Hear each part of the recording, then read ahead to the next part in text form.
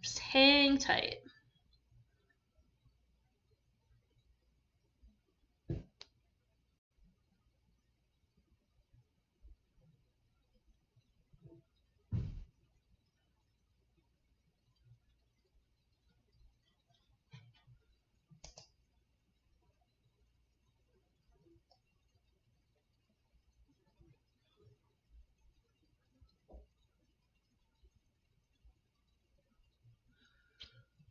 All right, just getting this tweeted out.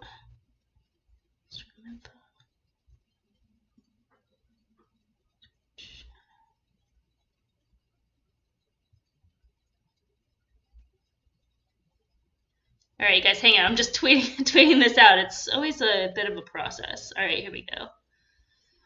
All right. Yeah, it's been a while with Oaklawn being out, so I haven't streamed. It's been kind of okay not to. I'm trying to work on some stuff, like in terms of the channel, so talk to kind of doing a channel producer, things like that. So it just looks a little bit more presentable and just some help in terms of tips as far as streaming. But it's we'll definitely play Oaklawn and Fairgrounds today. And again, they're both, what are we at? Like 40 minutes to post before those races. So I wanted to jump on before that starts and just kind of look at some of those Peter Walder horses. The article that came out yesterday in Blood Horse, the winning 7 races in a row, and then finishing second in like one of them. So that's pretty, we call it the unbelievable run. You guys can Google that and figure out what trainer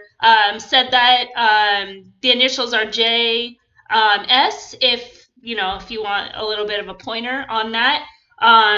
So yeah, it's kind of the same pattern. It's been funny looking at some of the reacts actually on Twitter from that stable coming back at the fans. So yeah, well, I want to look at these horses and I just want to like see. I haven't looked at them yet. I haven't been really following Gulfstream this meet.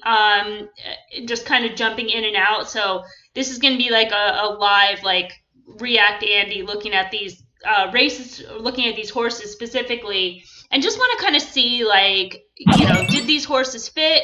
Johnny Betts Kentucky, thank you for the follow. See if these horses kind of fit, or there's something else. We should do the little magnifying glass emoji suspicion. So we'll pull them up. We'll start from yesterday where he had 2 runners in the second race. Let me just move a couple things over. Okay. We'll go to the selector. That was Gulfstream Park, race 2. And again, I just, wanted to look like in terms of like if these horses fit and their logical results, then like good on him, well spotted, right? So I'll start by looking at the plot. There's 2 horses in this race. The number 1 and number 2, I mean, they look fine in terms of plot, forwardly placed. And we'll look at the grid. If you guys are, I'm sorry, where are we at here? Number 1, not forwardly placed. Sorry, number 1 won the race. These are coded in kind of the Olympic medal, like gold, silver. So I'm sorry, the 5 finishing second, who's kind of from off the pace here, first time surface distance. So sorry about that, but we'll get it straight, and we'll look at grid. We don't have the notes in from yesterday. Sometimes it takes a little bit, but that's okay. Let's look at races in the last 45 days. And in fact, we got to go back a little bit further as far as high heater. But look at the winner high heater. And this is going back to September 10th when the horse ran at Arlington Park. I mean, obviously we can see yesterday the 91. This is optics figure. Now it's pending verification. You can kind of see that little indicator right here, just because the race happened yesterday. But you can see already that's a top. Let me go back even further. Yeah, this horse has never run anything close to that number. Let's go even back. Let's go right to the beginning. Yeah, ran nothing close to the figure that the horse ran yesterday. I mean, can we make the case the horse just wanted to be on the dirt the entire time? There's some class relief going on, but typically that's kind of a standout there. Last time out, or the prior race back in January 6th, running for this barn, it was 2 turns on the turf. A slightly lower level, actually. That was an 80 to 86 optics figure range. No keep, no lead. Slow early pace, kind of a fast middle fraction. But then went gate to wire here, and it was a strong race too. Fast early and very fast the final. So, all right, kind of interesting there. And you guys, if you're new to the channel or you're just kind of, you're lurking, you feel free to jump in the chat and like offer opinions too if you're watching or kind of playing the races, like what your kind of opinions are. And I mean, we basically have like the same thing in terms of Surf Shack. I mean, Surf Shack had run some fast races. He's got some 87, 89s, 88 back here, couple 85s. So, I mean, this horse is definitely like faster, quote unquote, of the two, just kind of based on kind of overall, and had the experience on the main track as well. Did close from off the pace, as noted. It was pretty fast paced. The stablemate went gate to wire, blah, blah, blah. But yeah, I mean, it is definitely ran a top figure. We've got a 7-year-old horse stepping up in class that ran a top figure. What do you guys think of that in chat? 7-year-old gelding steps up in class to run a top figure. A little bit flow weighted, slightly atop. He had those fast races, but that's still. I've noticed this before. I've talked about it with the Oaklawn feed. I saw this like kind of happen last season at Oaklawn Park with John Sadler. Just a lot of his horses just were running these top figures that they had never run before. And it's so different when you're looking at it from that perspective than just being like a win percentage, because sometimes it gets buried. But when you're winning like 7 of your last 7 starters, that just kind of jumps off the page. So we'll go to February 20th. There was 2 runners that day in the 5th race and the 6th race. I can close this, yeah. Cool.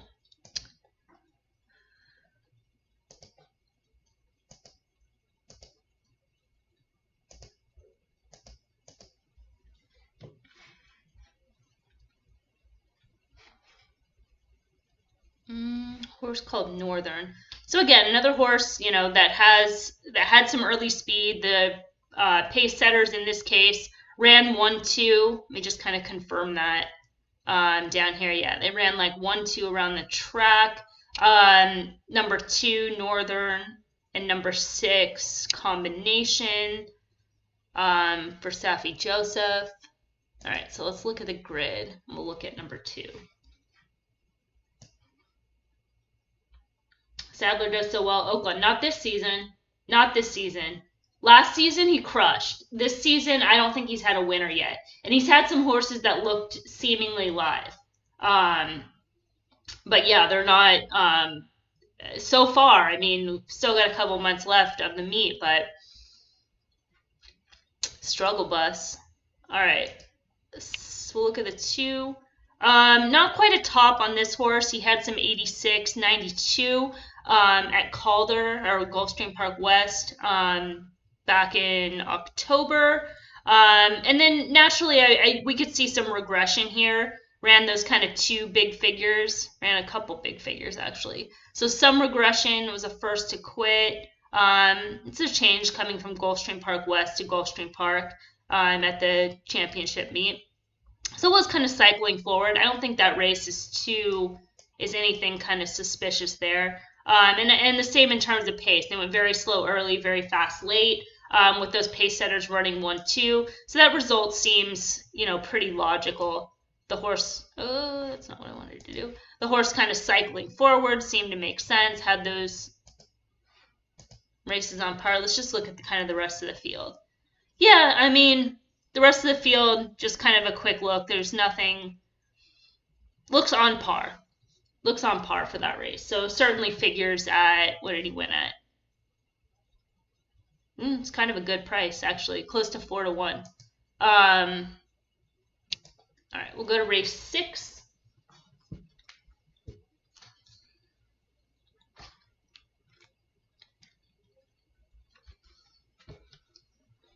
Hopefully I can get through this and give like 20 minutes or so before Oaklawn Fairgrounds to handicap those races. All right, let's look at this first. So the winner, Luddington. This is the number 3. So again, kind of seems to make sense on that front, just in terms of speed figures being on par, horse being in good form. Doesn't look great on the plot. It's not terrible. How was this race run? The 3 went gate to wire? Okay, that's kind of weird. You definitely, looking at the plot, wouldn't go, well, the 3 is going to win gate to wire. I mean, jockeys can do what jockeys are going to do, but there's certainly horses that were faster than that horse to the first and second call. And he's not even a front-running type. Ooh, that's sus. That is sus. All right, let's see if this horse, he had some tactical speed. It's just, again, when you're looking at the plot, it has these horses in relationship to each other. So even though he had some tactical speed when he raced in the pocket here for the win 2 back on January 13th, it's still like in relationship to each other. It's not, the plot is showing that he's not necessarily, he obviously proved different, as fast as, the number 2, the number 6, the 1, and the 4. And again, I didn't watch this race, so the notes aren't in there, so I don't know if some of those horses stumbled at the start or something like that maybe helped the 3 inherit the lead. That's why the notes are so important. We just don't really have them here. We just have the running lines.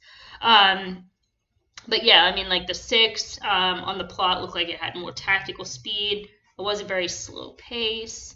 What's that other front runner?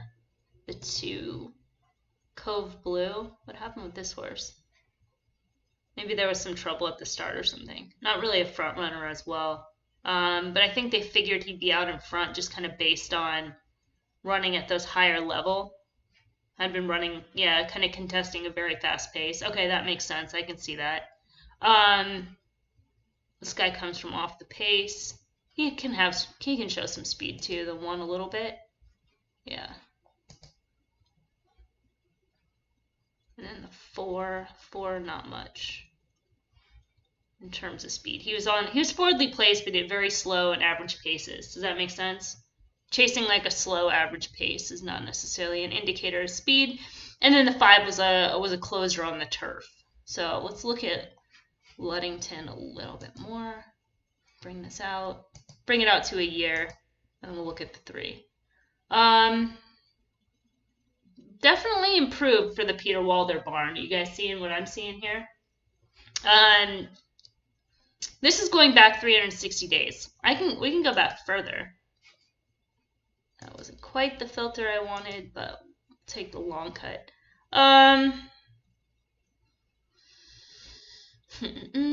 Back at Oakland Park, 2019.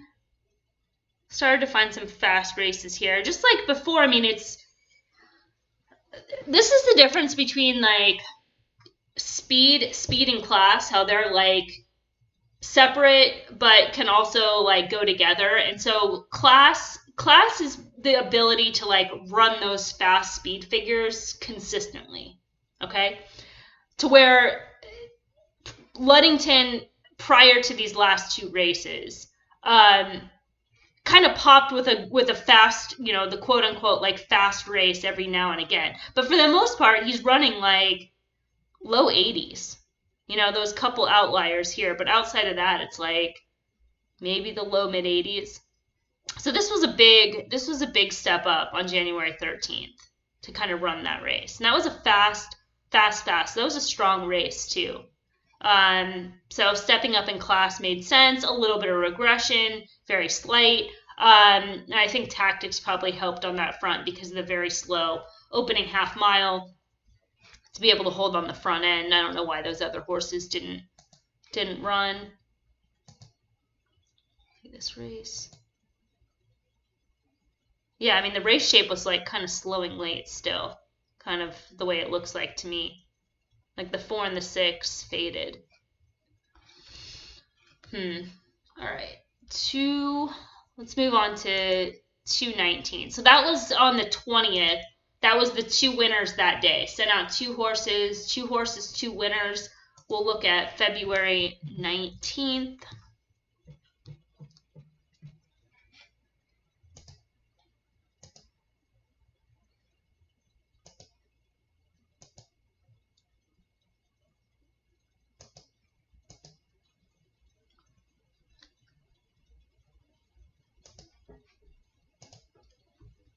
Could probably use the other plot, but this is fine. The other plot just doesn't give the results, so sometimes it's a little bit different. Oh, and this probably looks weird in the background too. I probably should have mentioned that. Like the furniture's up. Doing some dog training, so sorry if that looks weird, if you guys are wondering what's going on back there. The 8 in this case was the winner of the race, and I mean, certainly looks like the horse had a massive advantage in the race. Was the favorite, just speed figures and pace wise, just looked like a cinch from that perspective. So that winner certainly makes all the world of sense in this spot. Not even gonna filter. I mean, the horse had been in the maiden level for a long time, but just caught the right field. Speed figure wise, not too crazy either. I mean, was kind of improving this form cycle, had an 80 back here, so nothing too crazy. Just kind of seemed like the case. I mean, it was just in the right place at the right time in this race. The 8th race, another winner. We'll look at the plot first. We're almost there. 3 more of these, and then we'll have plenty. Maybe we won't have plenty of time. Maybe we gotta click over. I'll try to go fast. Okay, so the 3, kind of the same thing. Had a pace advantage there. Speed figure made sense. We'll look at the 10th.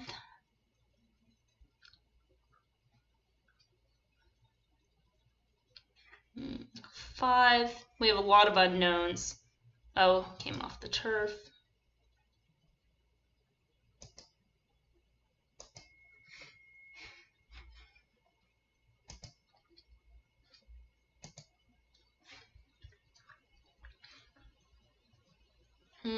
Was dropping in class. I mean,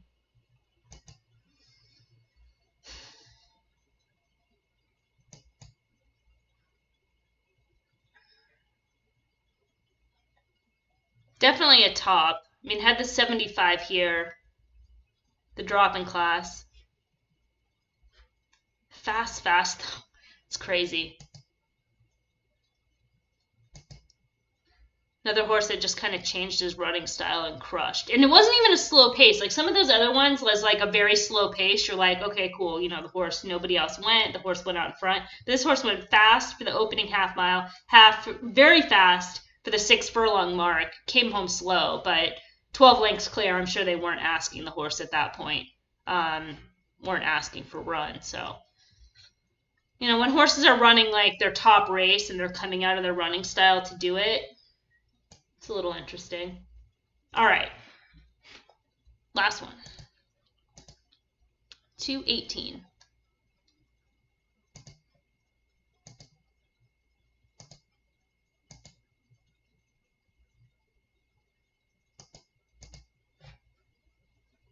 Let's close. All right, the 5. So a little bit of a pace advantage here on the 5. Square in quadrant 1.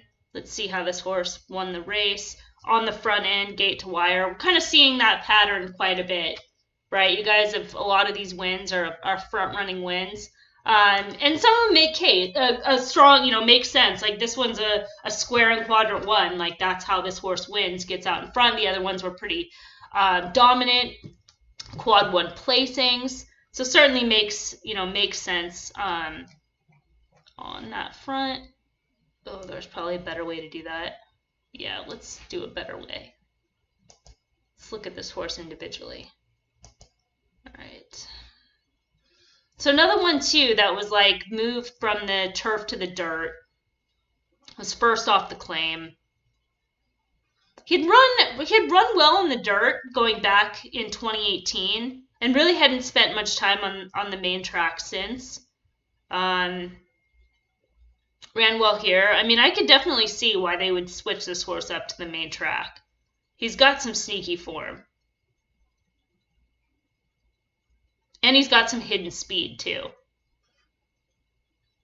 So again, it's a top, but he had run some races that certainly like make sense, especially with that change. Probably a regress going forward. I'd have to look at the visuals, but not too crazy, that one. So I don't know. It's a lot of racing luck. 8 races in a row, or 7 races in a second.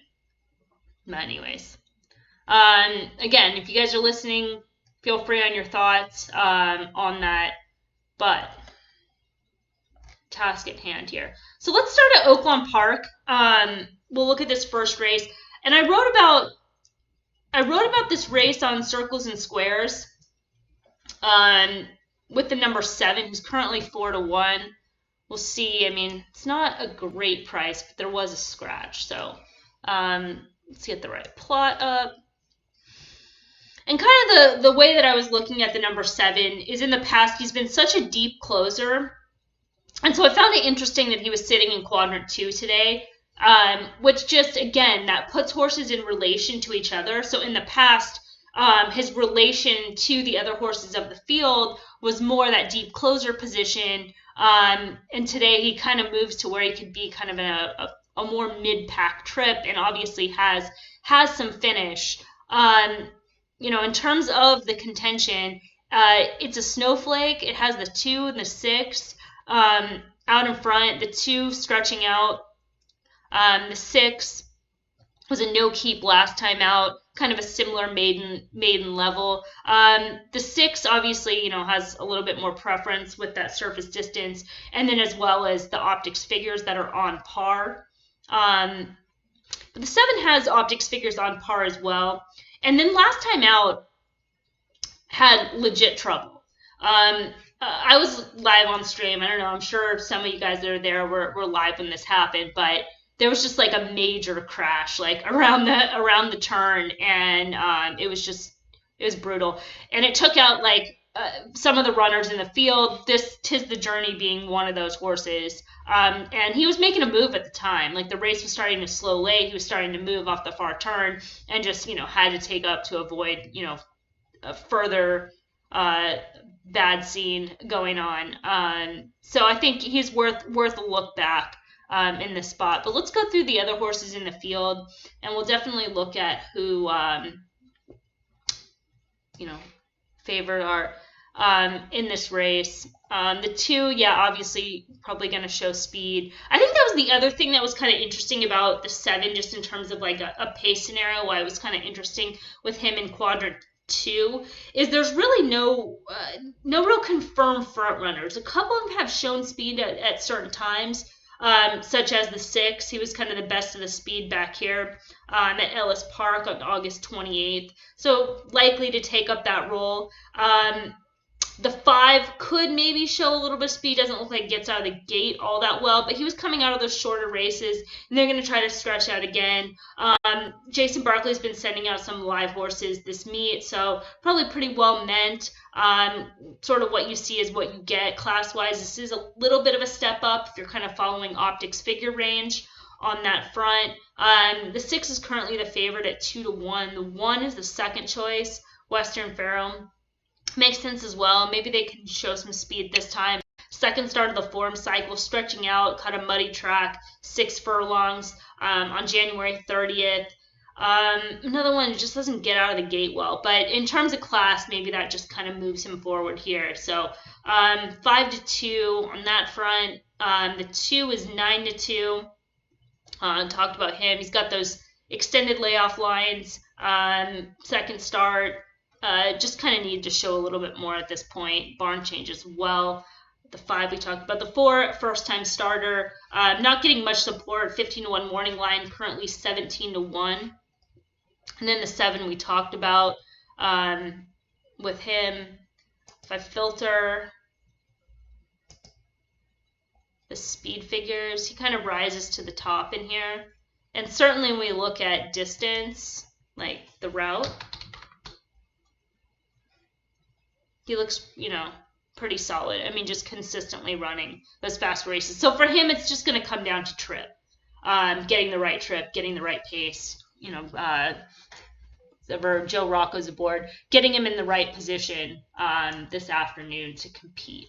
So we'll kind of see. I mean, value is a little scarce right now. 7-2. Keep an eye on it.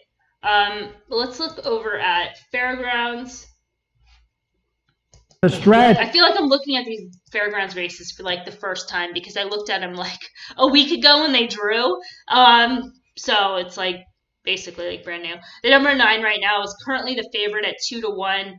Should have positional speed. Square in quadrant 1 should be sitting right off the 3. Has first run. The 1 is also 2-1, who certainly makes sense. Kind of tracking that pair and should be able to kind of save ground. 5. I don't know where the 4 is, but the 5 and the 7, sort of in a tracking role. They don't look like they have as much second call speed to keep up with the 3, the 1, the 9, and then kind of the 6, the 4, the 2, and the 8, looking for that kind of more deeper closing if the race falls apart type scenario. But let's look at the notes and just to make sure that there's any kind of vulnerabilities on these horses.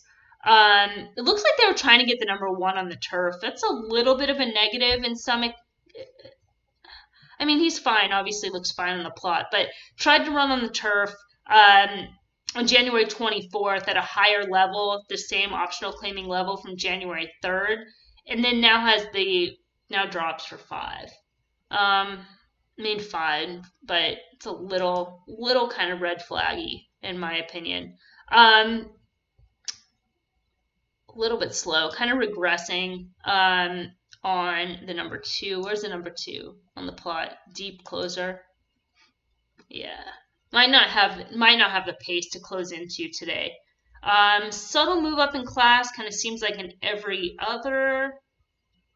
A little bit on the slower side. What happened here? This was kind of a good race. Inside trip, tracking behind lone.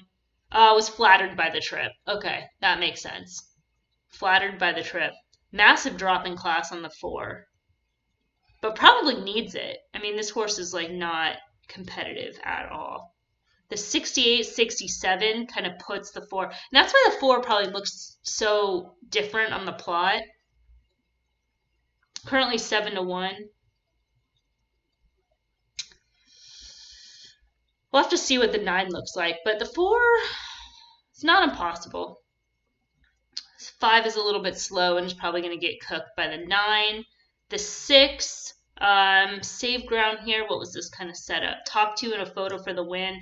Don't like that the horse came back with front wraps on after the win. That's kind of a negative. We're going to have to see where those front wraps are today. But currently sitting at the morning line, 9-2 on the board.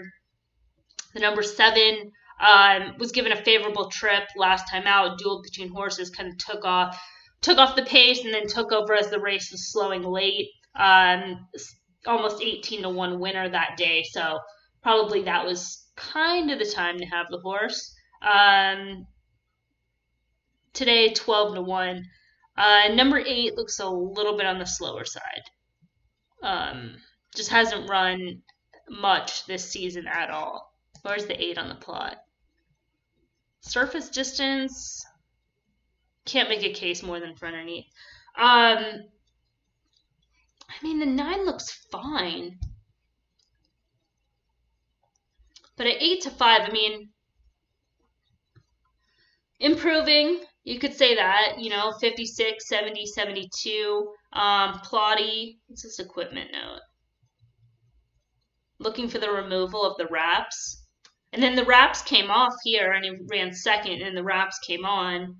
So maybe if the wraps are off today, we can get a look. The horses are in the paddock. I can't really look at their legs right now, but try to, when they come on the screen, all they're showing is the 1 right now. But we'll look, because the front wrap's on the 6 and the 9.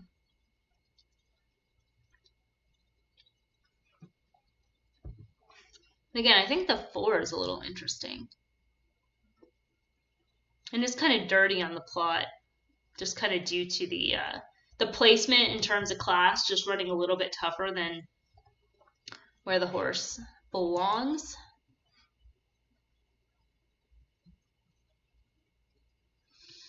This trip last time out at Allowance Company was not asked. Minimal push, was wide, the top 2 were forwardly placed, and finished clear of the last. So that's almost an excuse. It's like draw a line right through it. First off the layoff, we had a gate, kind of showed some speed here. This was a good race, the 68, a little bit of improvement. Trouble, save, what was the other? Had to steady during an incident around the turn. Yeah, so I mean, I just think, in terms of the 4, I mean, that's why she's getting overlooked right now. Brian has this race 914. Yeah, I mean, 7-1 I think is pretty fair, because you're taking a little bit of a stab that this class drop is gonna kind of move her up a little bit. There's the 6. Show me your legs. Looks like the front wraps are on. They like showed it and then they cut away. What the hell? Yeah, the front wraps are on the 6. So negative in my mind. The 9 is the other one. That will look for wraps on. They're currently in the stall though.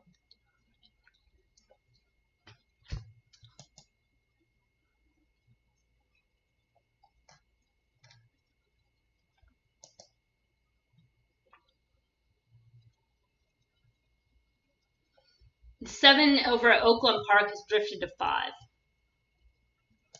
That's fair. That is fair. So hopefully that stays.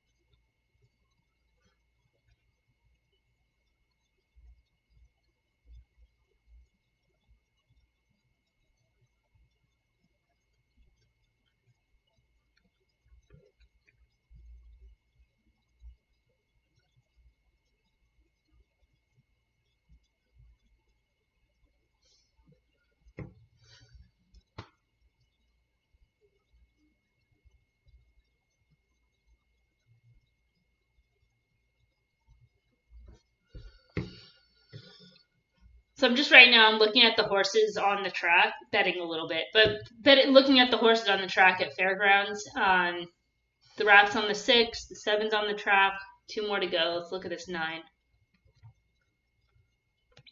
The 4's starting to come down a little bit, so might make this race a little bit unplayable. The 9, the front wraps are off, unless they're dark. But I think it's probably safe to assume that they're off.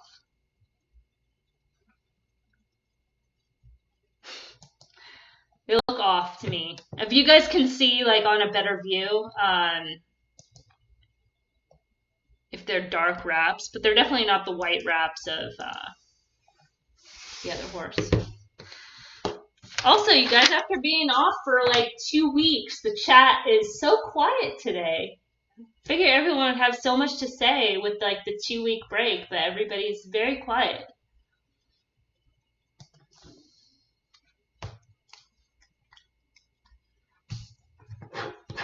If you guys are going to be quiet, then I'm going to be taking notes. So, let's move this out.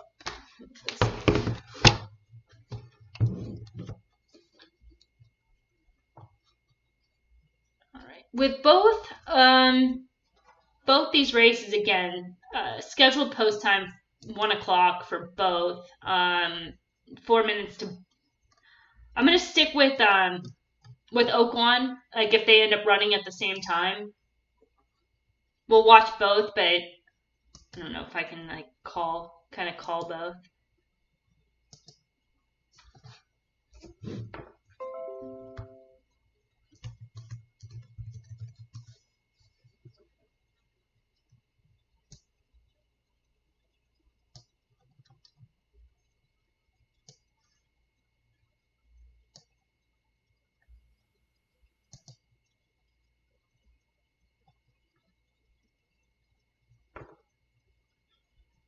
Yeah, I mean, Fairgrounds looks kind of like a pass, just because the nine looks fine in terms of the plot. The wraps coming off as a positive, um, could just have a pace advantage. There's just not.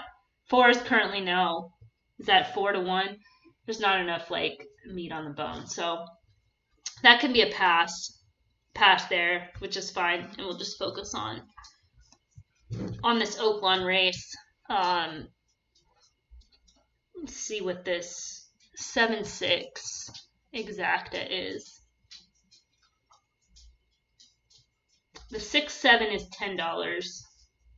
Meh.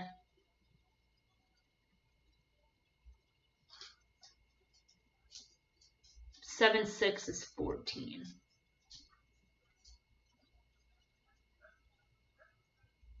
$16 now. Sorry, yeah.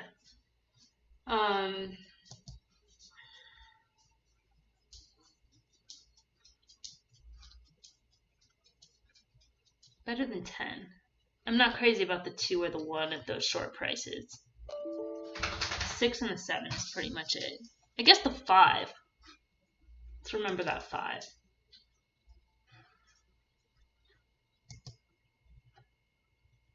Yeah, the 5 can get in there, huh?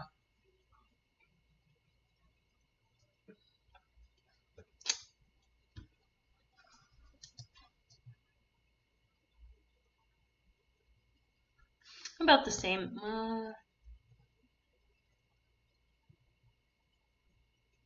5 and 6 just could get forwardly placed. I don't know. 7 I think is fair too at 7-1 right now. Mess around with some of those.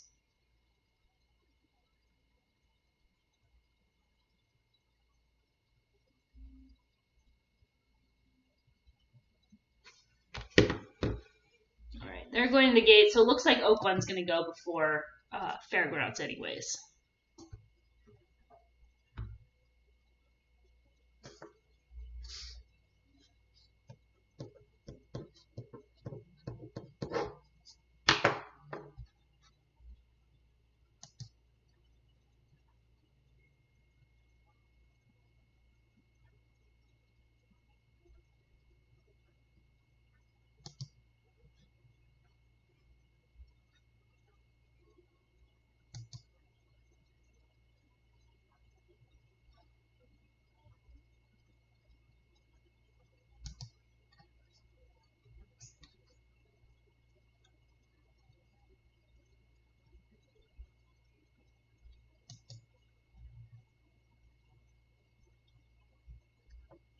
All right, off of Oaklawn, 4 broke slow, 7 kind of up in the mix, a little bit closer than normal. 2 is going for the lead as kind of expected on the plot, kind of stretching out. 7 getting bumped a little bit wide. The 5 also, as kind of expected, more forwardly placed. The 6, not so much. They probably should have been a little bit more aggressive with the 6 early on, and that's kind of forcing the 7 wide. It's a slow opening quarter. It'll also be interesting to just kind of see how this track plays. Obviously, it looks, there's no snow on the track right now. It's listed as fast, but they have had that weather there, so we'll kind of see how that comes into play. Save.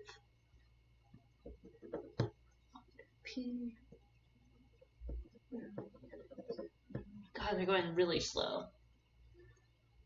25 and change for the opening quarter, and then 51. So 5's in a good spot, but starting to get pushed along. 2's trying to carry the speed. 7 is between horses right now in a bad spot once again. Get outside, and then hasn't been much pace on, so we're gonna have to really hope for some stamina here. Oh, it's not looking good. 5.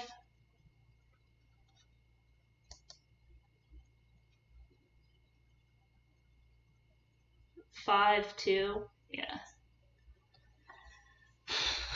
Annoying result, but whatever.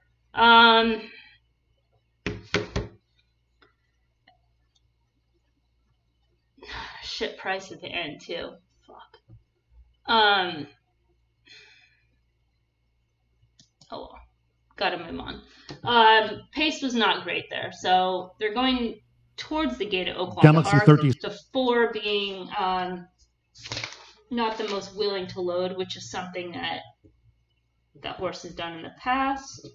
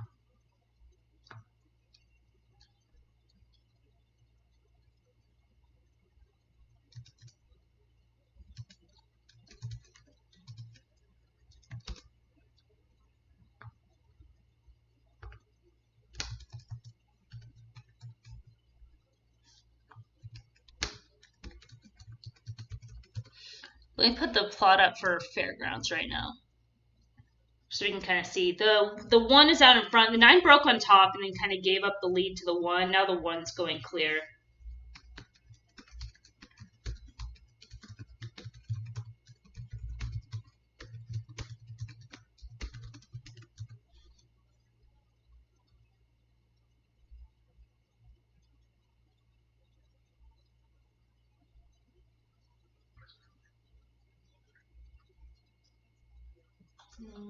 The 9 is no good.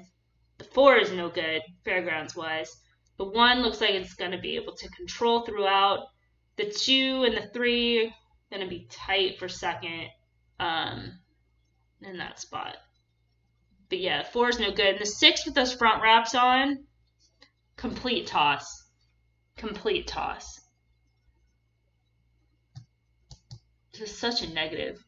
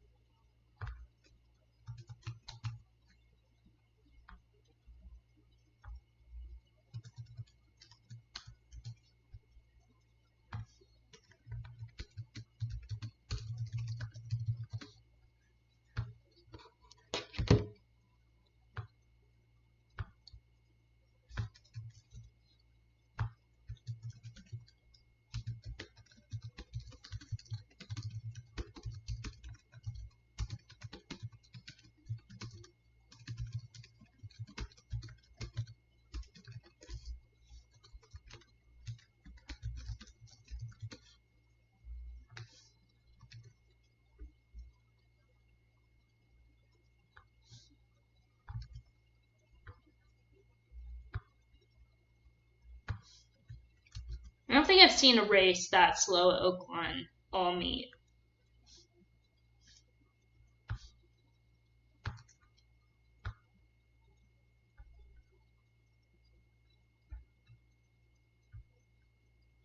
Pace-wise. I mean, final time is going to be slow, relative.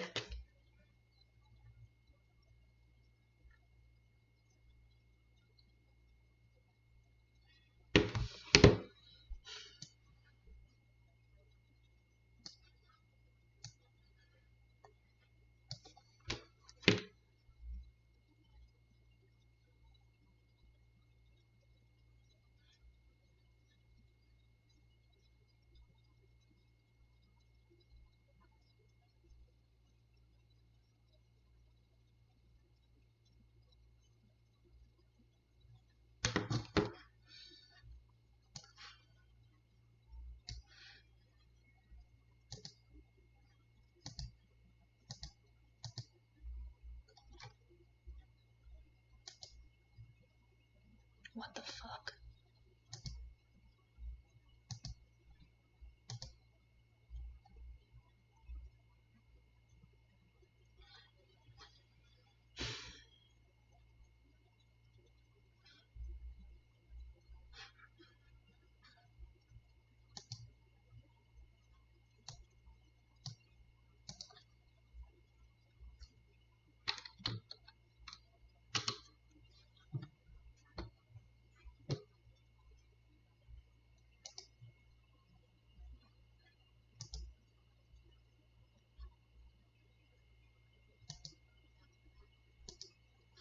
Alright, sorry, just had a... I don't know why I got logged out. Alright, let's try this again. Fairgrounds 2.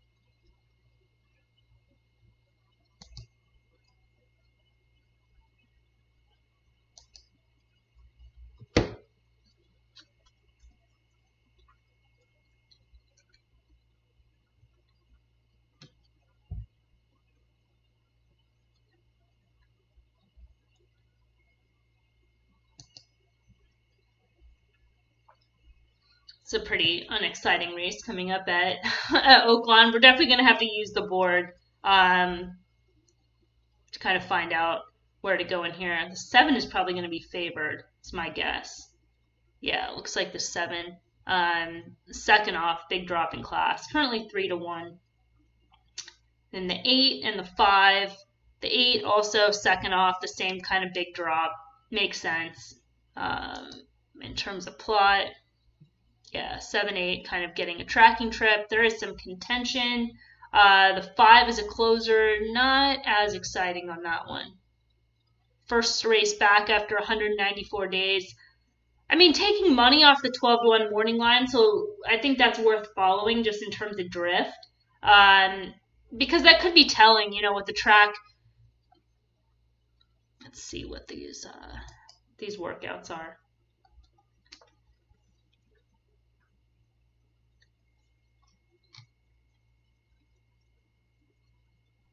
Yeah, has not worked, published work the month of February. So we'll be interesting to kind of see what the wagering goes with the 5.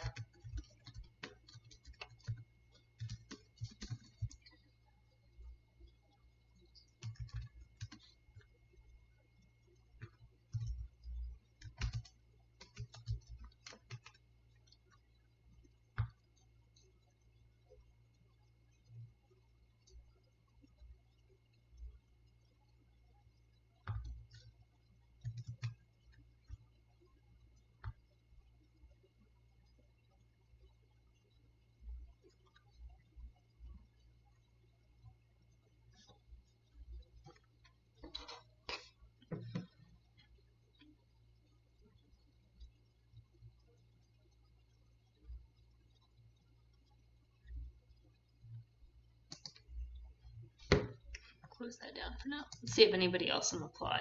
The 8, 9, and 11 are all kind of sitting around the same. Oh, we talked about the 8. The 9 and the 11. The 9 doesn't look like to really have much of a pace edge. Is getting that clash relief, was wide last time out. Let's see. Second off. Wide outside horses close the pace. Yeah, I mean, you can see it. Let's get a bigger sample here. Oh my gosh. So many layoffs. Okay, the 1, the 2, likely going to be forwardly placed.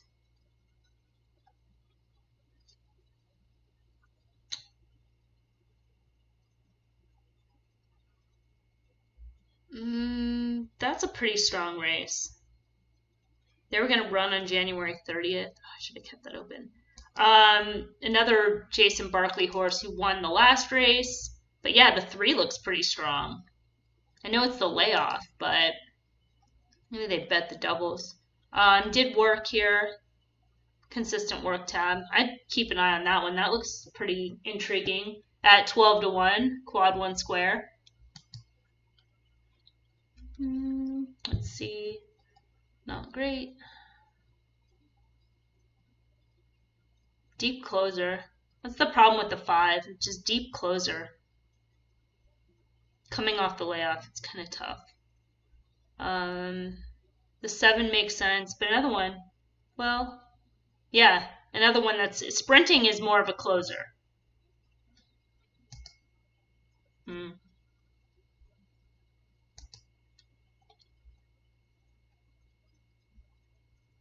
8 seems to fit. It's a good second off pattern. Prefer the 8 over the 7. Even though on the plot, you'd want to push the 7 over the 8. I think the 8 has a little bit more upside right now. And the 9 is fine. Ran a B close to this level last season. Another one's it's kind of closer. Why is it closer? Oh, because it had trouble at the start. Okay. So yeah, race is closer to the pace, for sure. The 10's a little bit slow. The 11 has this like 1 race here. Wide and no lead. What the hell happened last time? Showed some interest here, not quite doing enough. There's some upside. Some upside with the 11. 7-1. Could be kind of sneaky. 12-1 morning lines. We'll keep an eye on that. 12 is probably going to have a tough trip here. Was first to quit last time out. Yeah. So I think 3, 8, and 11, they're all kind of in the same spot. I like the most intriguing prices right now.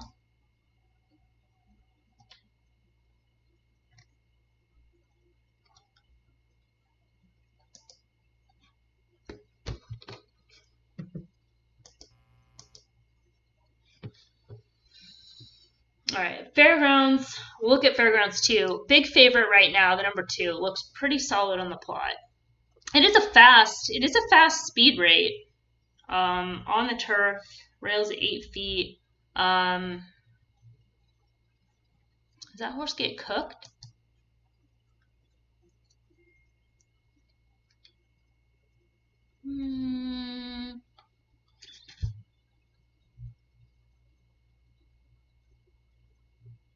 Two looks fine. I mean, 3-2 is definitely not value. It's not a cinch, but looks fine enough. We got speed here. I don't like that. I don't like these layoff lines, especially after a maiden win that took forever to get. The 4 is slow.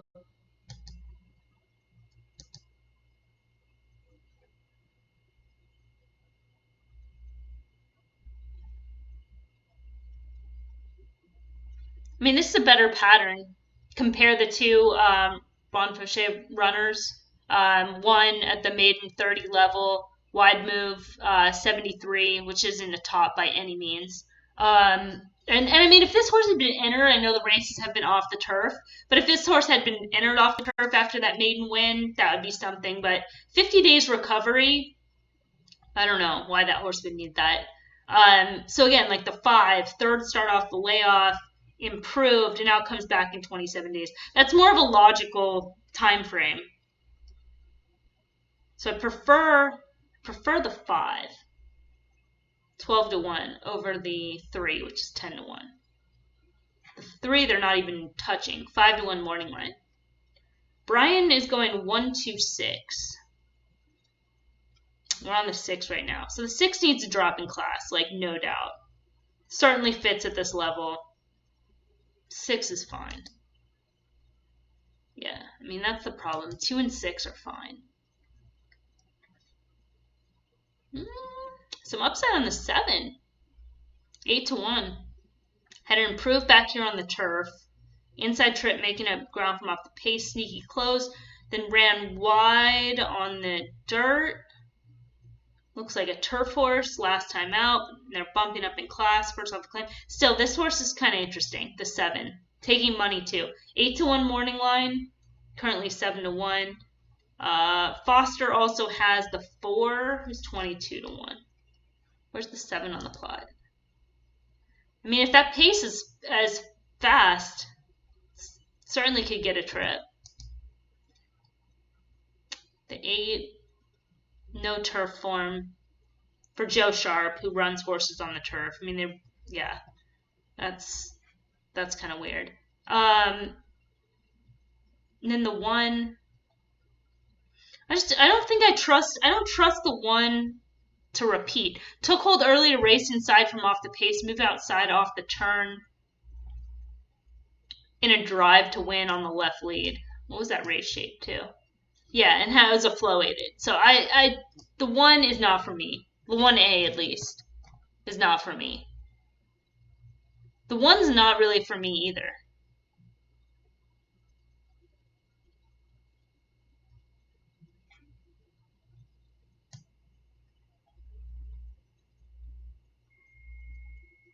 Why are those horses even coupled?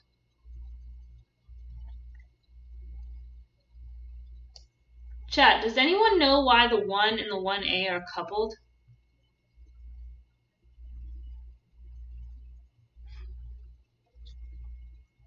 Looks weird. Either way.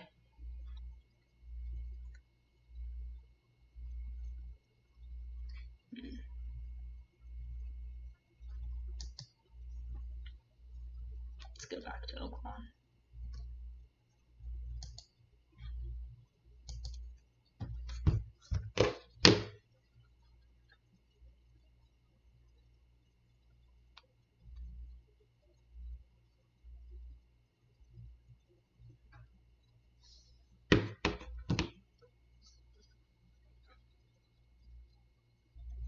Five starting to drift a little bit at Oaklawn. The 3 is now at 11, was 12 earlier. Should probably stay around there. The 11 is starting to drift too. And the 8 is staying solid at 6.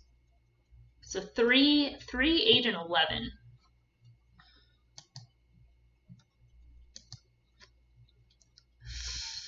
It's not what I meant to do.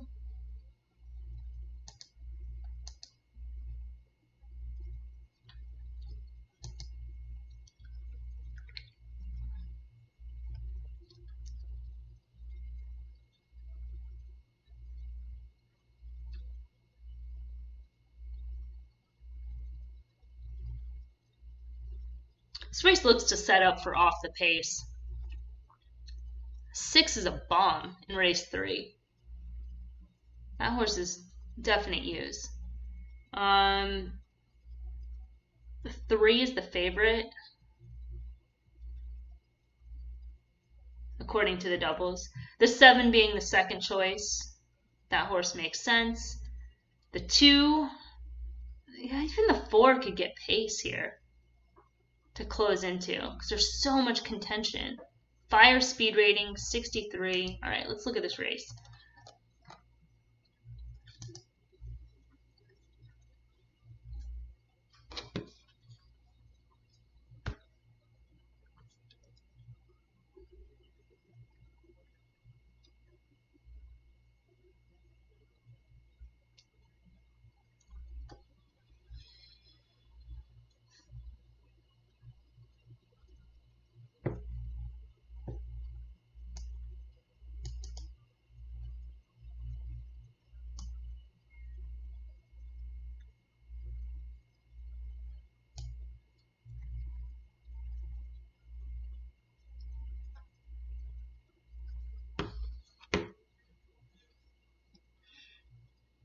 I'm not crazy about the 3 as the favorite. I don't know if people are thinking the 3 is going to be like Lone Speed or something, but I don't understand that at all.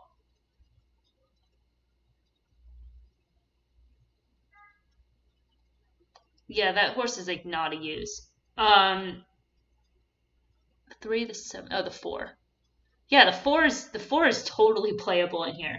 Um, that looks like an absolute prep last time out, coming off the layoff, going 6 furlongs for a horse that's ran well around 2 turns.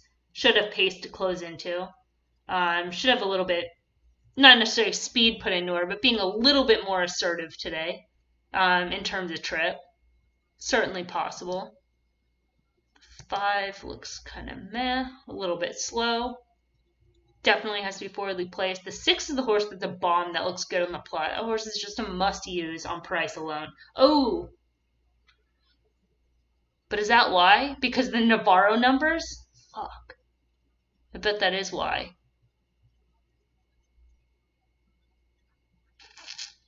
All right, that makes the 6 a little suspect now. And the 7 logical, super logical. And the 8 being lone. What did I say? The 2 was good on the plot too. Just worry about the regress. A little bit of regress on her. That's a big number. 89. She doesn't really run that, and that was in the mud. Yeah, the only other time was a high number that was in the mud.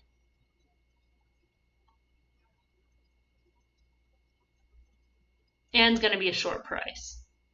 So I think 4 and 7 with these prices here.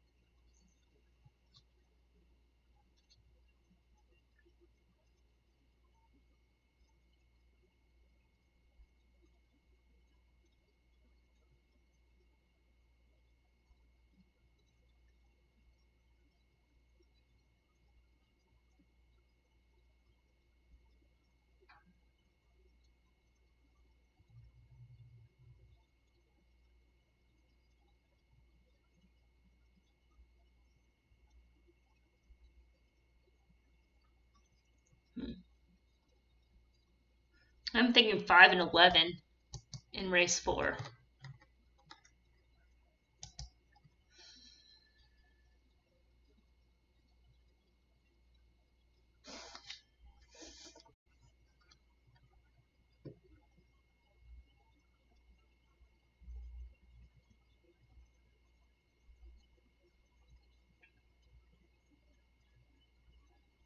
I mean the ten is fine, but coming off the layoff and as a closer, I just don't want it at a short price. Even though it ran a fine race last year, late lead change behind Chalk Winner, 16-1 that day. There's upside here, better than looks. Log close Gallop plus. I like that horse. A little bit better price. And then the 5. I mean, I know it was a muddy number, but kind of a good race. A little bit of contact.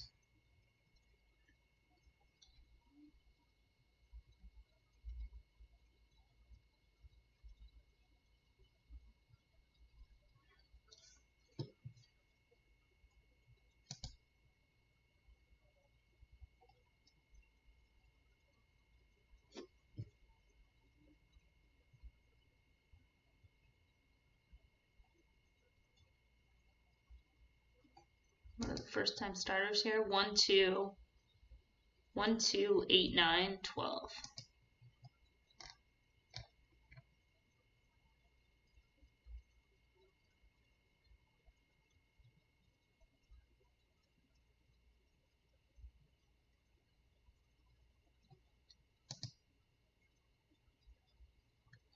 The 8's maybe a little bit interesting as a first time starter.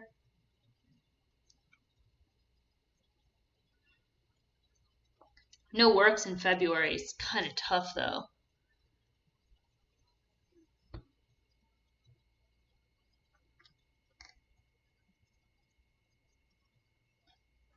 I think it's side with experience. I think that's just the way it's going to be.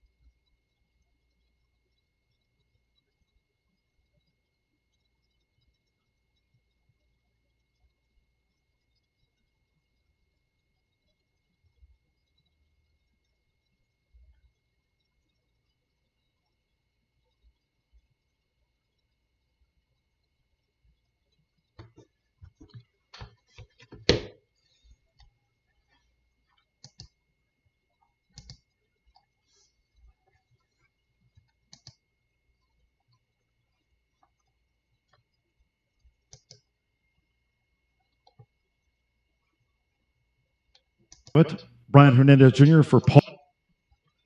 Fairgrounds is a minute out too, so again, they're going to be right on top of each other.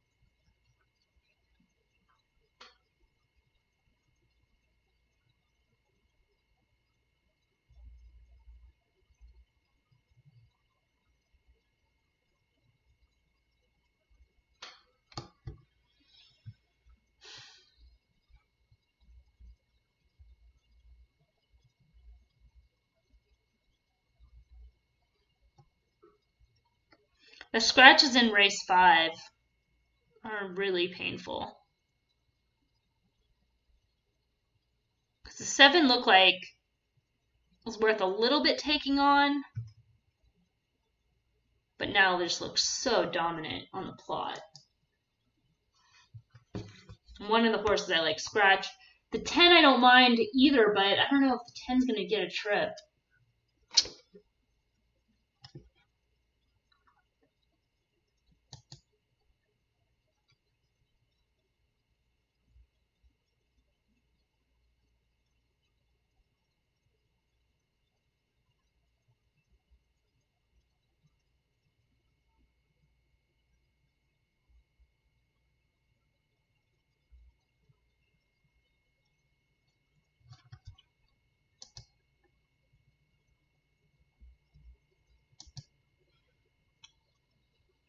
They're in the gate at Fairgrounds. They're walking the gate at Oaklawn. I'm going to stick with Oaklawn.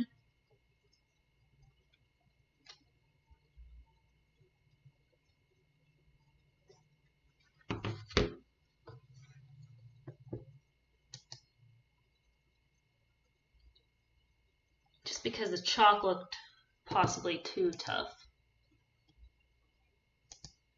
Not too tough, but just there wasn't, in terms of alternatives. I wasn't crazy about the 1. The 7 ended up coming down, price-wise.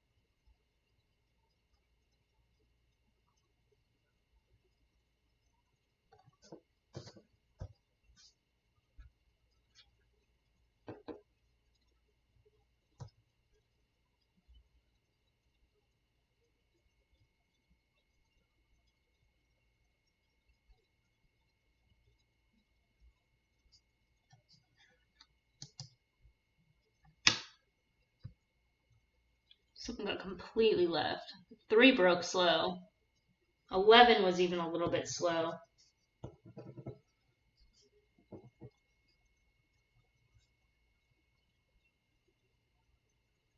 That was the 5, that horse that was taking a lot of money.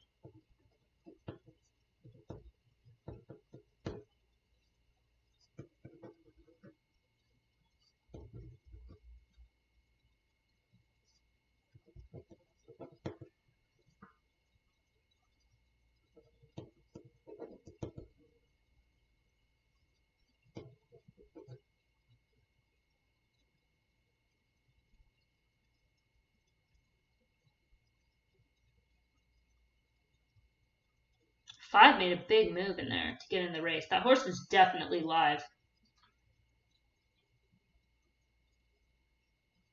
Come on, 8, grind. Or somebody's coming on the outside. The 1? That's no good.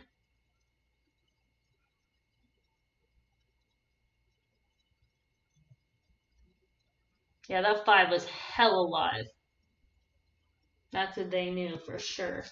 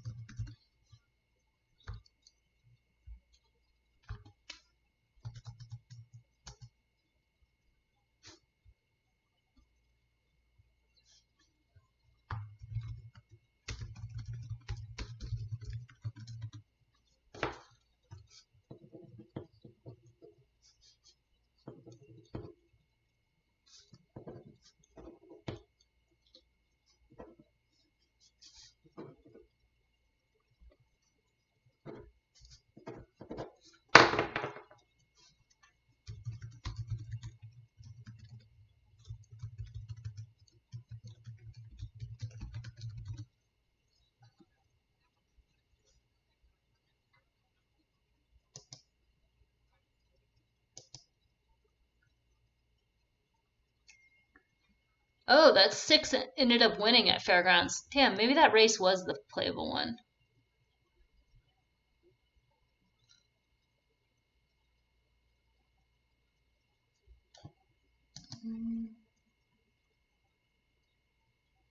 Jeez.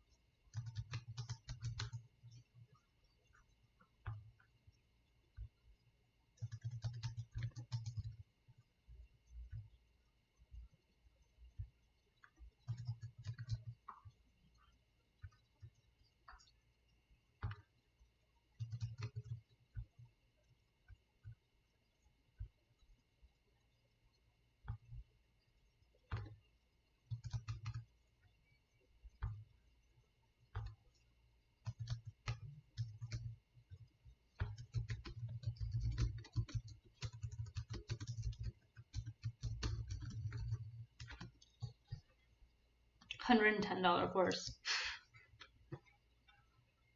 There are no program I feel changes. like there's going to be just crazy results like this because of the track and because of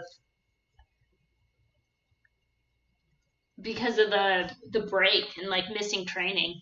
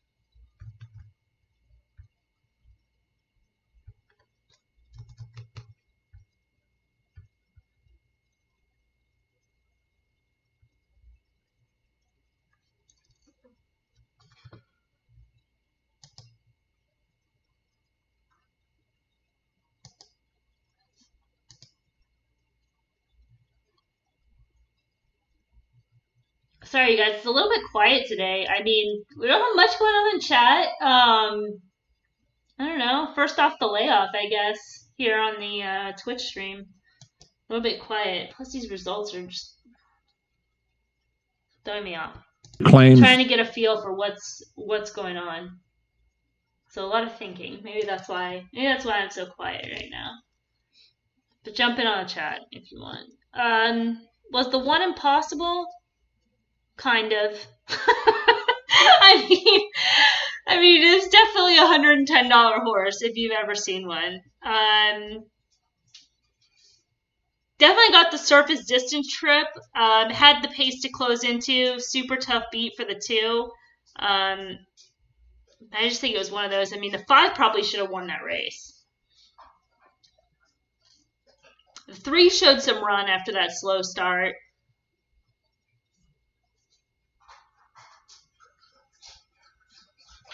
I wonder if being inside is good. Because those horses that were inside, well, the 1 was inside in the first race, and that horse didn't do much. But the 2 was inside in the first race, and that horse held. That pace was so soft. So I don't know. I'm gonna have to look at this race and kind of see what happened here. But it seemed just a little bit like a setup.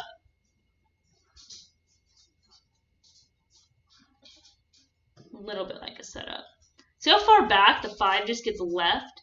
And if you just want to watch a trip horse, you can just follow that horse. It's not even on the screen right now. There he is. Just jumped on the screen.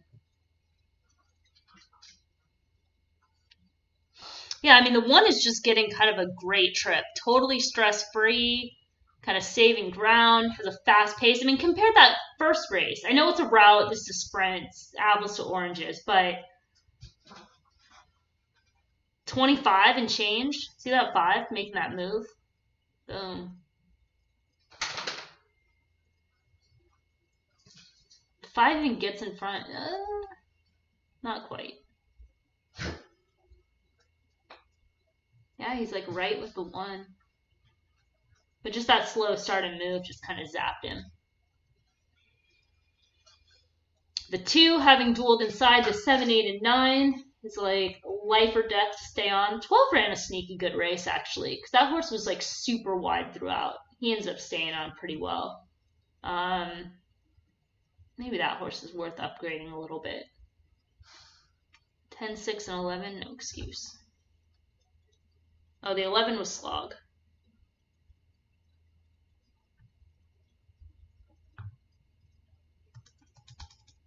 Doing an improve there.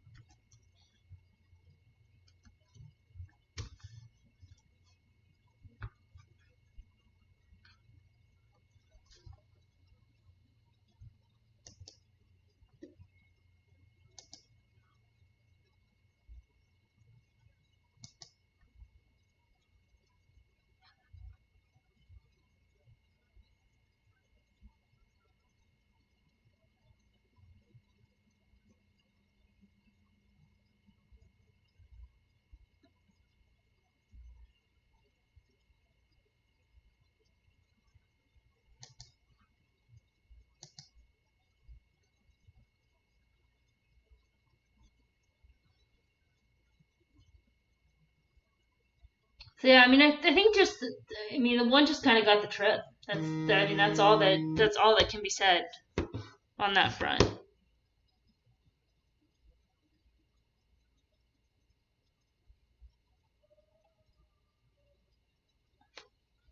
That's all that can be said there.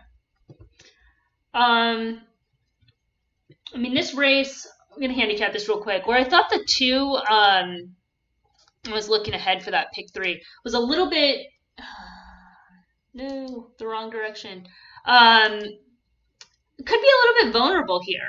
I think people are reacting to her last win. I mean, I like the way that. Sorry. I like the way for this race shape. I mean, sits in a good spot. She can definitely win. But in terms of value, I think it's just getting a lot of credit for that win last time out, which was a sloppy track, which she tends to run well over a sloppy track. Today is fast. I don't know what all is going on with the track, but let's call it, it still seems fast.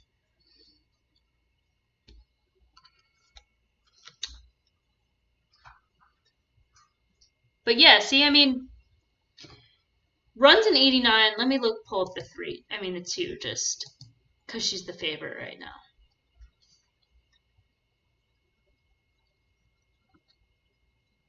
Sloppy win here.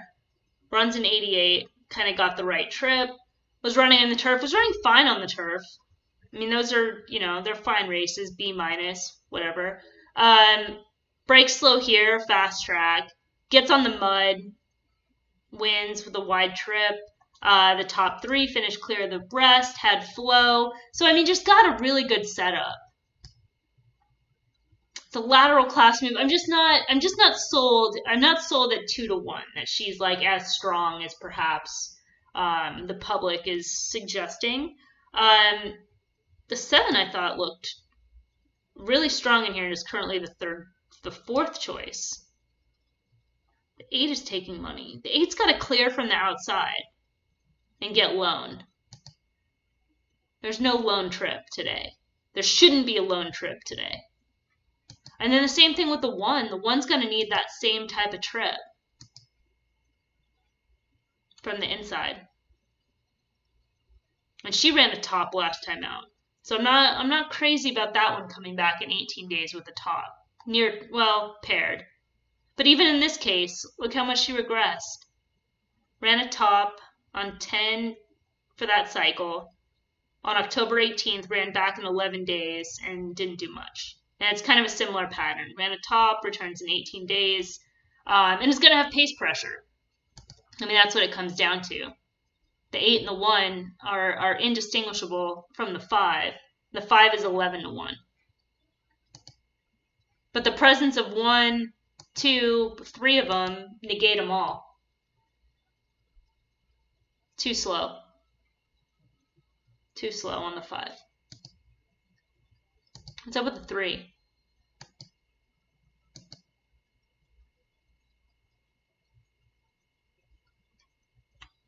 I mean, the 3 is just going to be the same thing. This is the horse that was taking money in the doubles at first. But I don't know if she's got as much of a pace advantage. That's what I was saying. The 7 looks so solid. Because the 7 can be forwardly placed. What am I doing? The 7 can be forwardly placed. Doesn't need the lead. And can finish. They tried to run similar condition on the 11th, but scratched, I think, because of the mud. I don't think they wanted to run in the mud. But B+ here. And that horse just makes so much sense. I guess the question is just is she able to repeat on Oaklawn, which is a valid question. 2 we discussed. I think this 4 is interesting. And the 6 was the one who looked good on the plot, right? And then I was like, oh, maybe that's just pulling that Navarro form. But honestly, I mean, the 6 is a big enough price. You could certainly. Why do I keep doing that? You could definitely gamble, find out if the plot is pulling in those Navarro numbers, or if this were, and she runs back to him.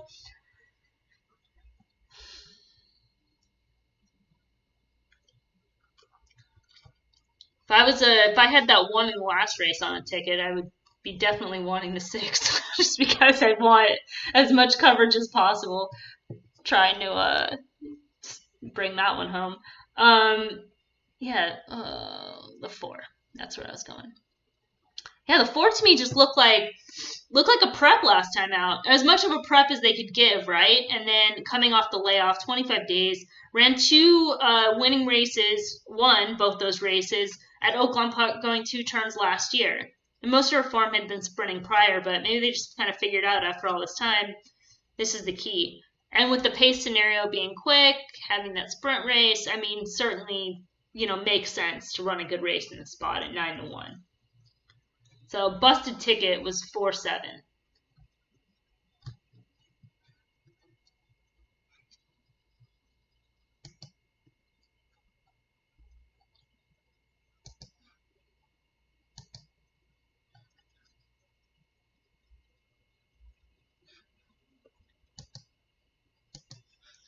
Let's look at this fairgrounds race. Fairgrounds race right now, it's pretty wide open board. The 4 and the 5 are both 7-2 co-favorites, and the 1 and the 8 are both 4-1. I guess co-second and third choice, and then the 7 is 5-1. They don't know what to do here. Allowance, N2L, 2 turns, 3-year-olds only. In terms of the 4, looks fine in the plot. Optics, figs, and range. Looks solid to me.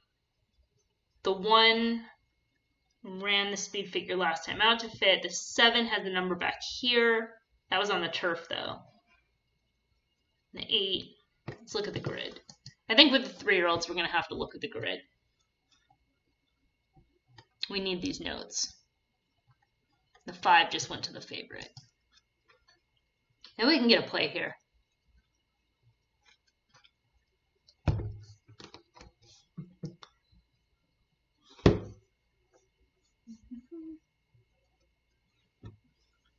Alright, let's start with the 5. Wide, plotty, no finish.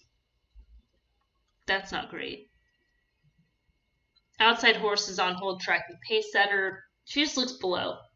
I don't understand that. I don't understand her as the favorite, or him. These are hims.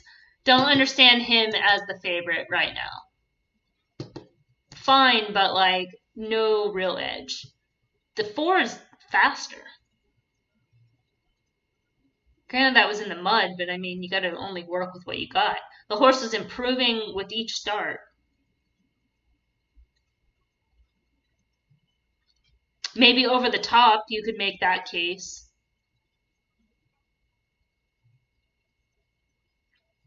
Distance could be a little problematic.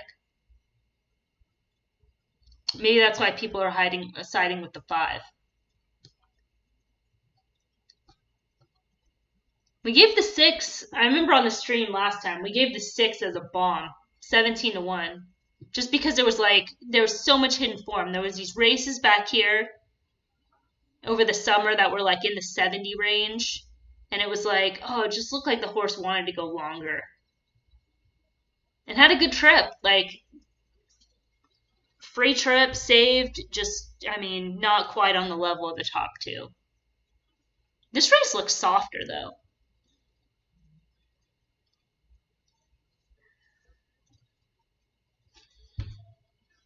So maybe this is the 6. Maybe this is the day for the 6. Ooh, not great on the plot. But I think I can see why.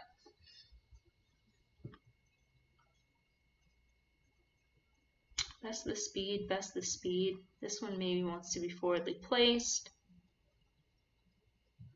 What's that pace? Yeah, this 7 is fast.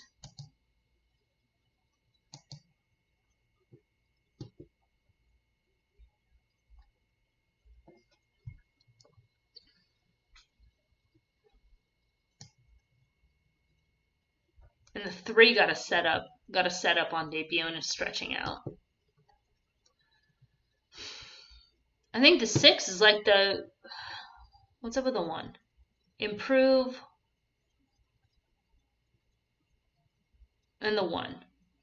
The 1 and the 6 is like the way to go in here.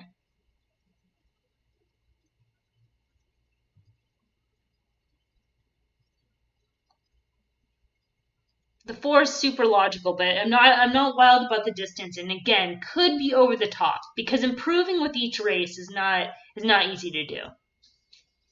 The 5 is going to have to prove it as the favorite, in my opinion, because the 5 is slower than other horses in this field.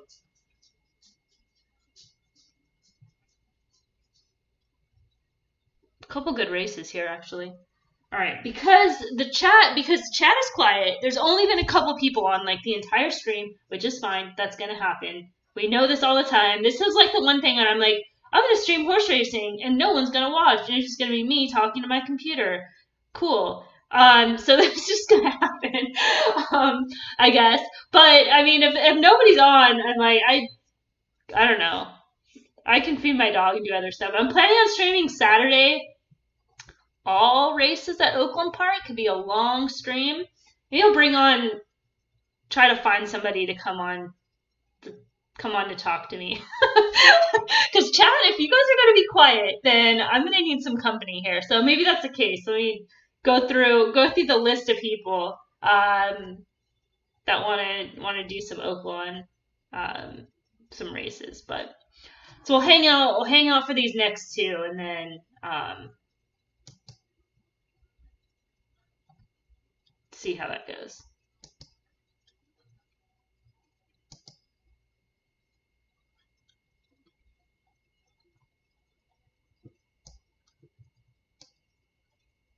So many times.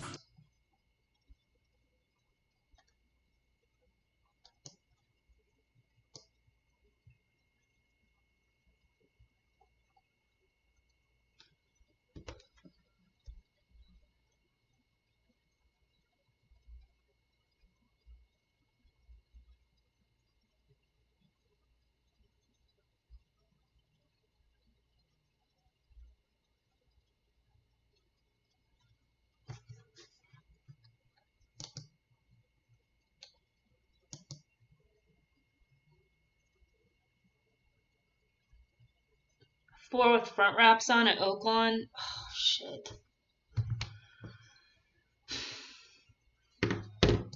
Why?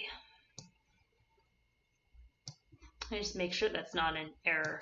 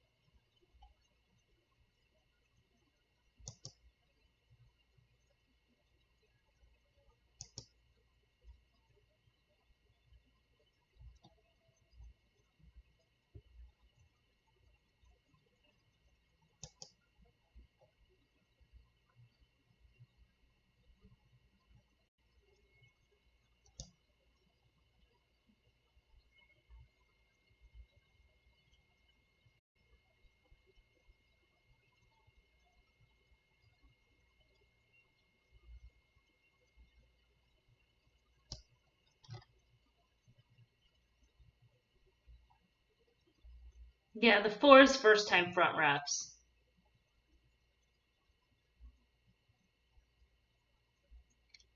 This race is a bust.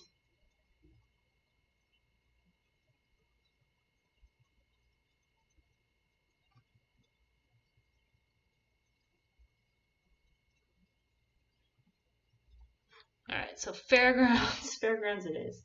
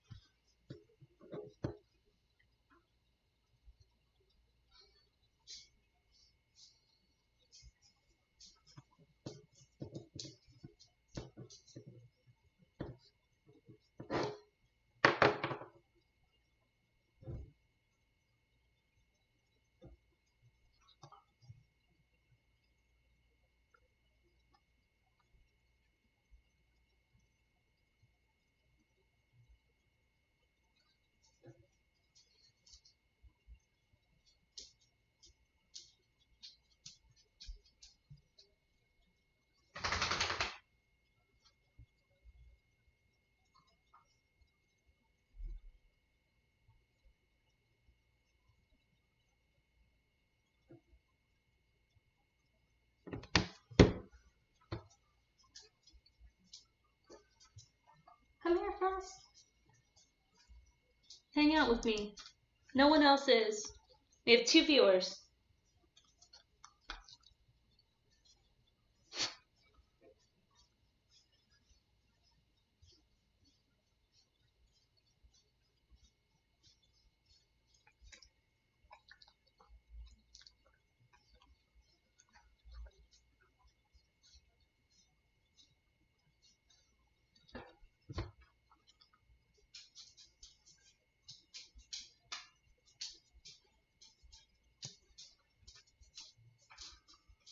I still think it's so strange that like either Oaklawn or Fairgrounds doesn't just go, you know what?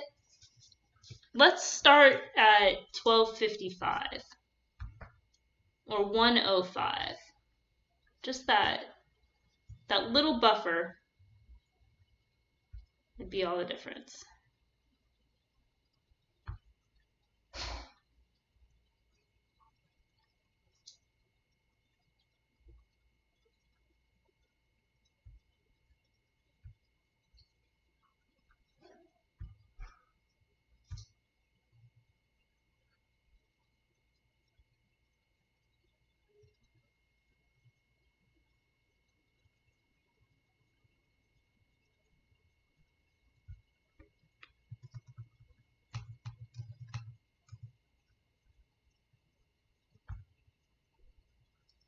Both the 8 and the 6 at Fairgrounds are really washy.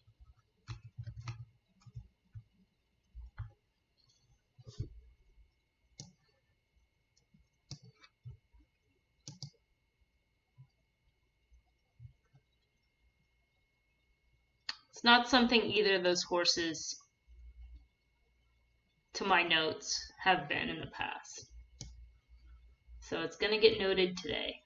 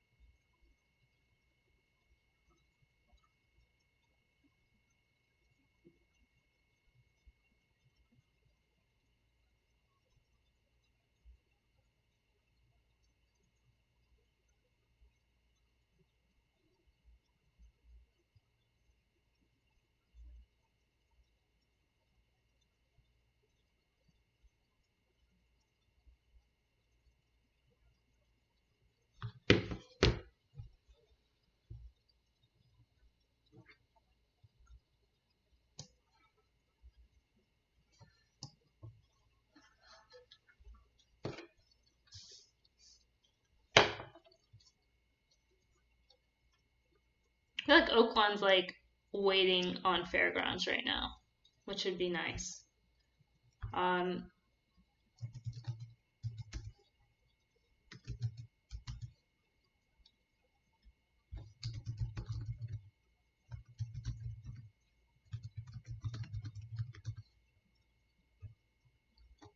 me pull up this plot so we can see.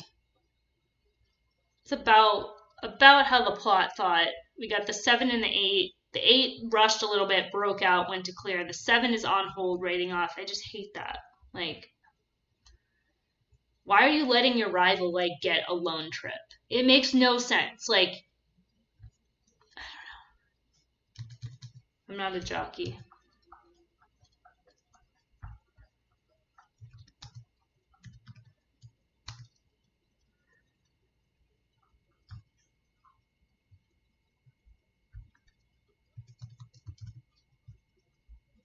The 1 is just absolutely like stuck inside. Such a gross trip.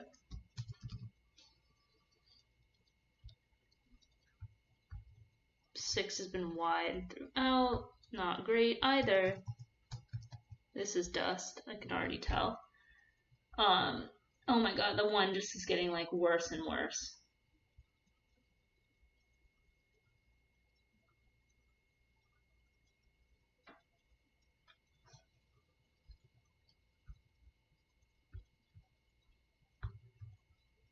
Another trip horse for everybody. We can look at the number, the one, I don't know what this horse is called, but Your Time's Coming. Well, Your Time is coming next time because today was no good. All right. Never know.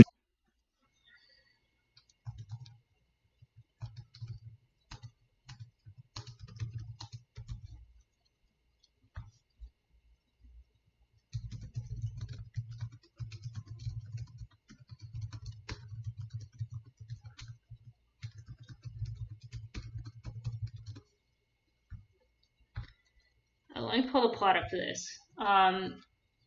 Slightly contested pace here at Oaklawn Park on the plot, and then the horse gets a lone lead.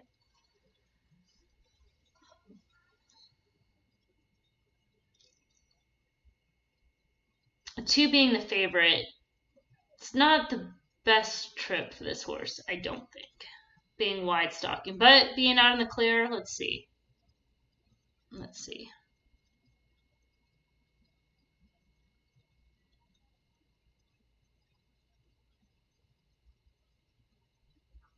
The 3 has got tons of run.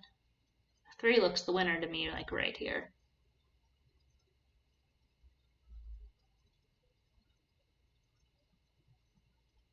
Yeah, that race was like over.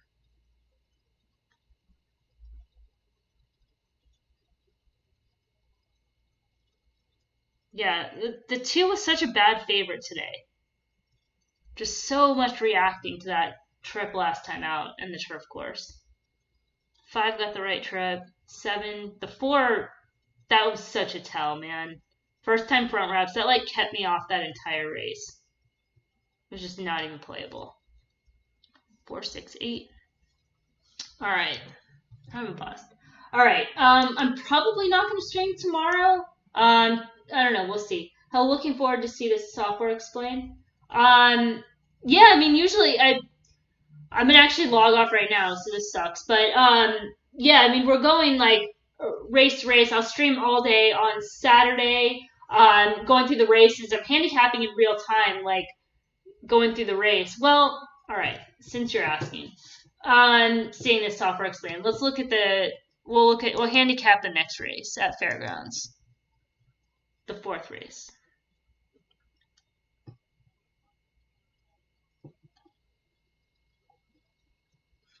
All right. So right now I have the optics plot, which is we don't like to say like a pace projector, but just gives you like a visual idea of like what the race shape is and what to kind of expect from the race. So at the first call, is my mouse going to show up on there? Cool. Okay, so the first call are the horses that are furthest left.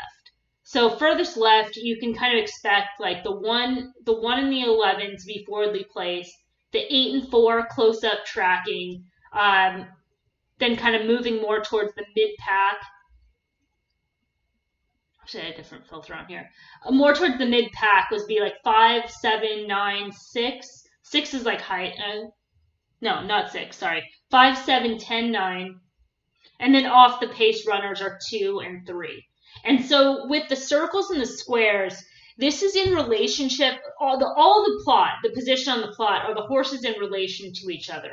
So the difference between the circles and the squares is the amount of finishing ability. So if we're just looking at these horses that are in quadrant 1, the number 11, the number 1, the number 4, standard is current form, and the number 8. The 8 would have kind of a pace advantage over these horses, high up on the y-axis, and has finish. The 4 has a little bit of finish on surface distance, not so much on standard, so we'll have to kind of look at, look at current form and see where that horse fits today. But that said, there is some contention with the pace, so that might set up for some of these tracking type horses, the number 5, the 7, the 10. Off the pace looks a little bit tough, but certainly not impossible with the 2 and the 3. So again, it just kind of gives you like a quick kind of overview in terms of the race shape, not necessarily be like, oh, I mean, sometimes the plots are really super clear where a horse just kind of jumps off the page. In this case, it's like, I would probably lean towards the squares in this field because it just looks like there's a lot of horses that are in the same position, again, in relation to each other and wanting to be able to finish races. So we'll go to the grid, which is kind of like your past performances, right? And pretty much, even though it's a different format than like traditional PPs. I don't know if you're using Briz or DRF. A quick race shape to start, focus on how it starts and how it plays out. Yeah, exactly. I mean, when you're handicapping, we should be looking at pace, speed, class, and form, right? So to be able to kind of get an overall feel of like how the race, Briz and DRF, yeah. So with the grid, we have all the same features as DRF and Briz in a different format in terms of like basic shit, right? The horse's name, where they raced, the days since their last race, the track, surface, distance, running lines, etc. The difference here, we use optics figures, so we have our own speed figures, and then optics notes, which obviously are specific to optics. That kind of helps to figure out form. And then the grades I tend to use towards class. So for example, if I'm looking at the number 1, again, the number 1 being that circle in quadrant 1, so really no pace advantage for the 1 in this race, has run at this level in the past, back here, 12.6, and ran a C. It was a gate and no key. There's been some subtle improvement in terms of form cycle, but given the race shape, I don't know if this is quite the time and the place for this horse. 82 optics figure kind of sits on the lower end of range, so not impossible, but given the scenario in terms of pace, kind of looks a little bit of an outsider. The number 2 was one of those off the pace types. Might not have the right amount of pace to close into. Does have some races that fit in terms of speed. Is kind of cycling forward in terms of form cycle. Save ground last time out. The 3 is another one of those kind of off the pace types. A little bit soft on speed figures as well, at least in the current form cycle.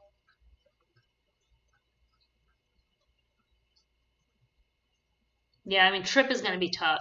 Is getting some class relief, very subtle, but still is a little bit of a stretch today. Maybe more of an underneath key. The 4 is that horse that changes a lot on the plot. Circle on standard, so current form. And then the square on surface distance. So I'm going to have to pull those turf races because the current form is very slow. I mean, coming out of $4,000 race at Delta. I'm going to come back to the 4. The 5 certainly fits at this level. Running consistently, speed figures in range, Gallop Plus last time out, second of the form cycle. The B minus fits at this condition. No real negative marks there. Front wraps last time out isn't great, but certainly can make a case for that horse. Let me see what the I don't know if I'd want the 5 as the favorite necessarily.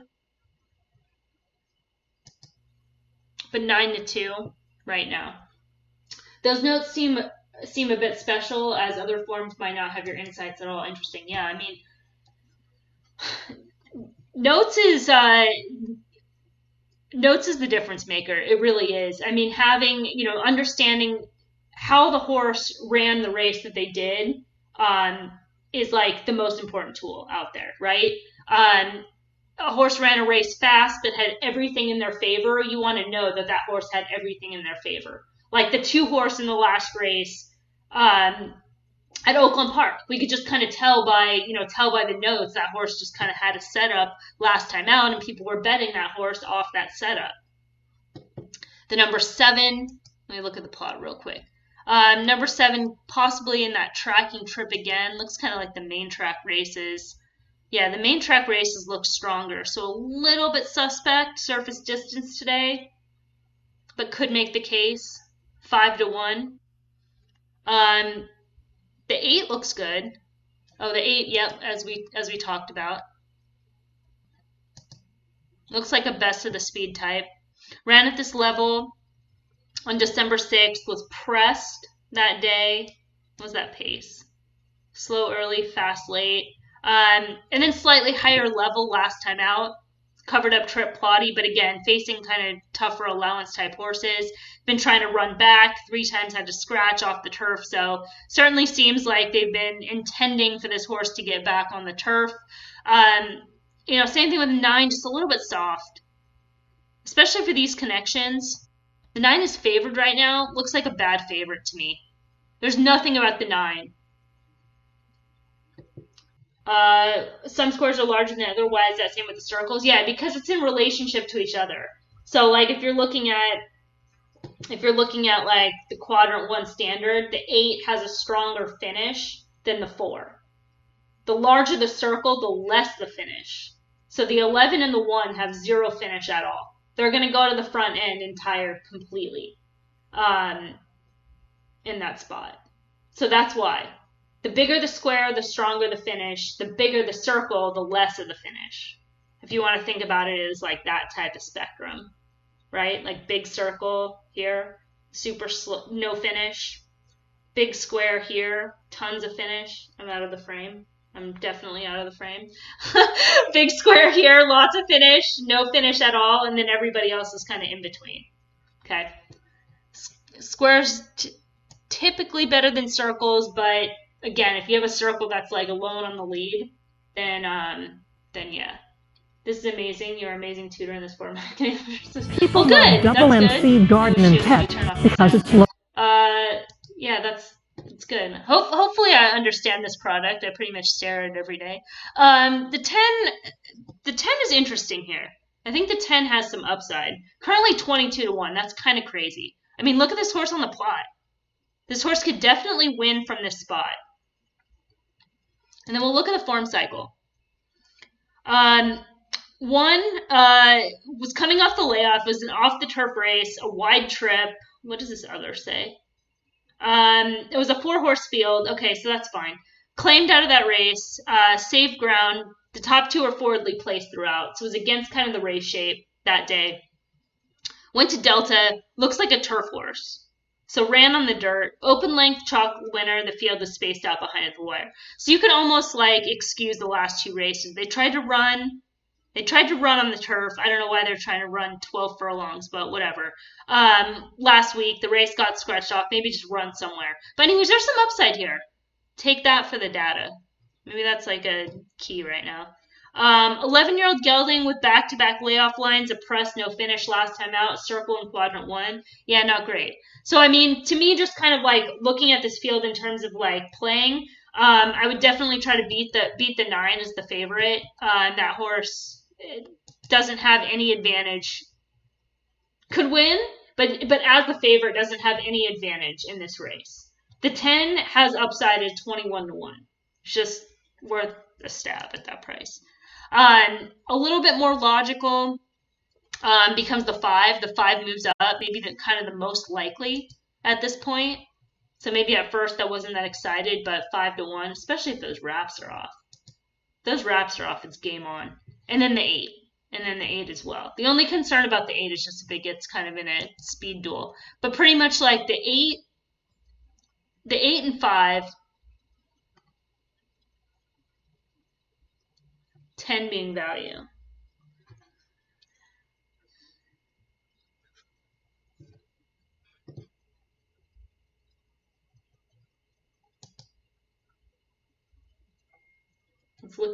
Let's look at Oaklawn real quick. And do the same thing. We've got plenty of time. Ooh, big field. Maybe we don't have plenty of time.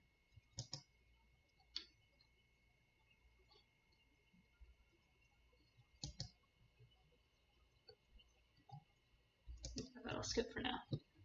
Okay. So yeah, so hopefully that helps a little bit. So I have on Twitch, I have some how much does this cost a week or a card is doing something you buy? Yeah, you can definitely buy it. The best package that we offer, well, the monthly is kind of, if you play all the time, is the best way to go. It's $160 unlimited for a month, and that gets you plot and notes, all the tracks that we run. We don't do notes for all the tracks, but Let's see, we got Fairgrounds, Oaklawn, Santa Anita, Gulfstream, Aqueduct, Laurel, Turfway, right now with notes. That's a lot. Yeah, it's, well, I don't want to say that's cheap, but I think that that's fair, considering like, for past performances and the value that you get. You can also do 50 for a week. That's another option.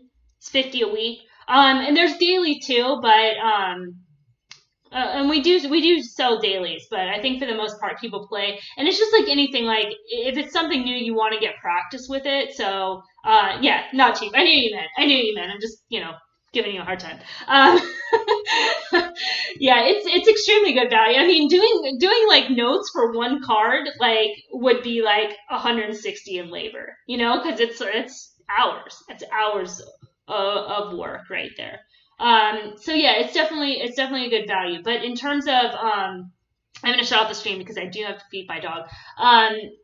But there are, if you go back on this channel, you can look back at some of the previous live streams and using this product more. And I've also uploaded those videos to YouTube as well, if that's kind of a better format for you just to watch on. But either way, those live streams are there from Twitch and YouTube. And then on Saturday, make sure you follow. That way you get an alert. On Saturday, I'm going to stream Oaklawn like all day. It's a big card there. Weather seems like it's going to hold up, so we'll kind of do the same thing with Oaklawn Park and see you Saturday. I'll look back at the past and stay away from the chess stuff today and focus on your product. Cool, awesome. I appreciate that. That'd be great. And then yeah, if there's any messages, and then Saturday for sure. One of streaming all day. I don't think I'll stream tomorrow, but Saturday for sure, because the Oaklawn card is it's a good card. We got Southwest Stakes, some other good stakes races on the card, some solid maiden races, etc. So be watching this race at Fairgrounds, looking to beat the 9, try to get some value with those other horses. All right, everybody, good luck, and I will see you on Saturday.